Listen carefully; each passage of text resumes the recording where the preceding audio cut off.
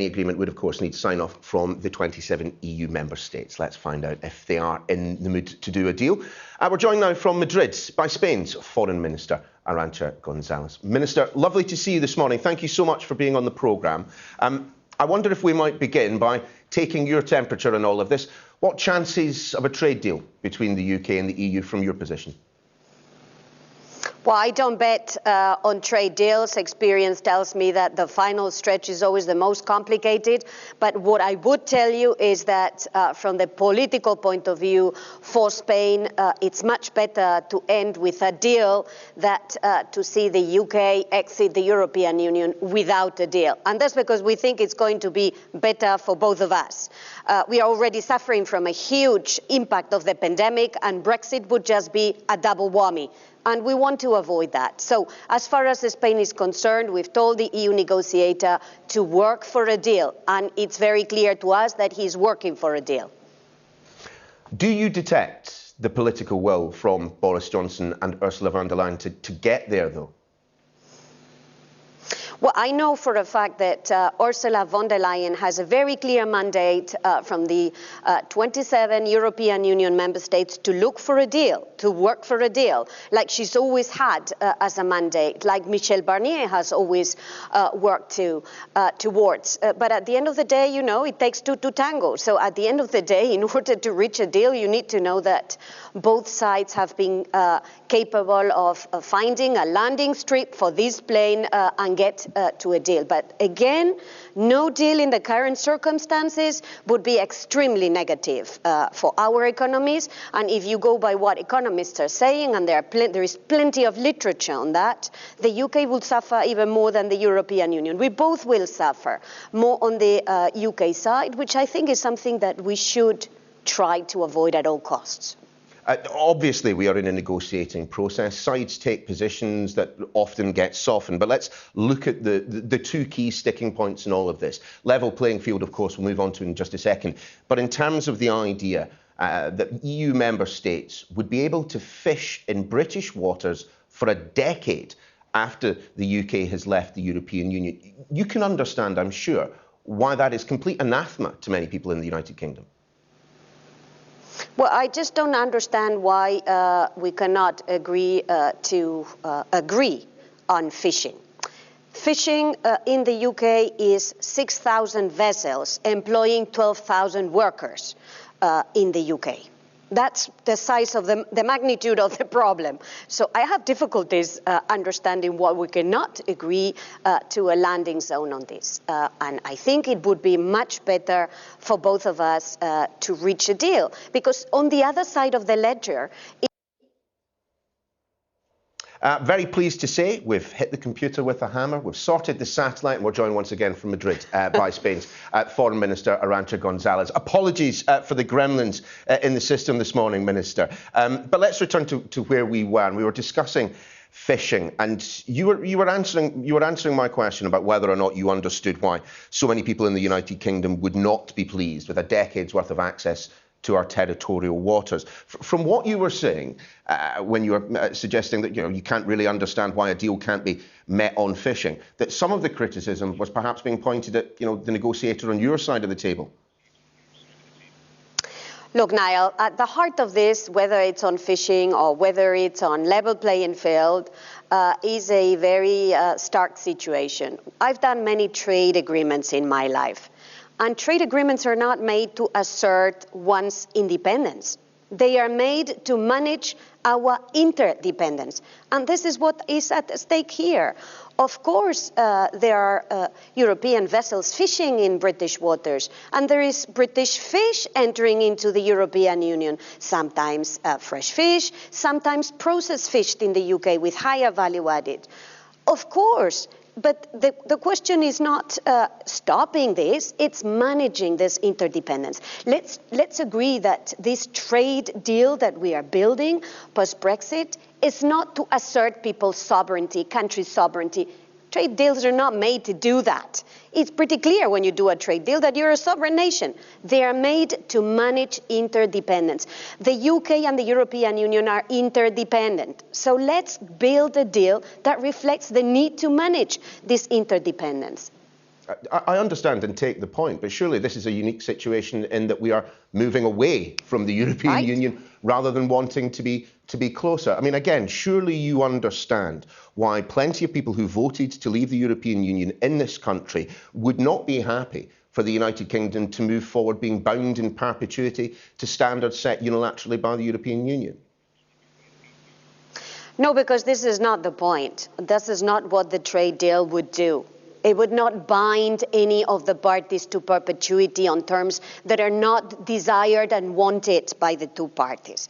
The question is here to build a relationship which is the one that two parties want and desire, because they understand their interest, the interest of their citizens and the interest of their businesses are better served through an agreement that just simply living without any terms, without any deal. Let me tell you, Niall, it will have stark consequences on our economies. So we think, at least this is the very clear view in Spain, we better make sure that we manage this rupture that Brexit represents by building a new trade agreement that helps us manage the post-Brexit. The costs will be high if we do not have an agreement. We don't want to see that. Sure, but as things stand, and please feel free to correct me if I'm wrong, but as things stand, what the European Union is proposing is a set of circumstances in which the EU could unilaterally decide whether or not we had diverged and install tariffs by themselves, just drop them straight in. You can understand, again, why that is unacceptable to so many people here in the United Kingdom. Why not some joint assessment, EU-UK? Why not an independent arbitration process? That's not what the European Union is asking for. That's why Boris Johnson is saying no. No, I don't think this is a fair representation of the situation. The situation is such, and this is why the relationship between the UK and the European Union is so unique. We want to make sure, both sides, by the way, that we will not be unfairly competing with each other, that we will not be unfairly competing by dumping our products on each other's markets, by lowering labor standards on each other, by lowering fiscal measures, by lowering environmental standards. That's what's at the heart of it. So let's agree that we are not going to do that. And of course, let's find a mechanism to see whether or not this is happening and how to treat it. This is very unique. This is why I don't think comparisons with Canada, with Japan and Korea, with whom the European Union has a limited trade relationship, matter. What matters here is to agree that we are not going to be unfairly competing with each other on such a close relationship that we have. It's pretty much like what Canada, Mexico, and the US. It looks more like what Canada has done with the US and Mexico than what Canada has done with the EU. Understanding that the relationship obviously is different when you've got an next-door neighbour. I wonder then, Minister, what effect you think the news that the United Kingdom will be placing Royal Navy ships in and around its waters to protect its fish. I wonder what effect that might have on the negotiations, whether it brings us closer to or further away from a trade deal. I just think this is all for the gallery. I don't think this is. I don't think this is serious. I don't think this is. By the way, I don't think this is needed. But in the meantime, I think what would be more responsible is to sit down and to agree what kind of relationship does the UK want with the European Union on fishing. Again, understanding that on this, like on the rest, there are things for the UK to win, things for the European Union to win. We just have to find this middle point. But saying that you're going to send your navy to your waters, fine. I mean, fine. I don't think this is the point today. Let's chat for a moment, Ms. González, about ratification and just how long these discussions might go on. I mean, in your mind, is there a possibility for the EU and UK to remain at the negotiating table all the way up to the 31st of December? I mean, I can think in the past of a number of occasions on which the European Union has implemented a treaty before ratification.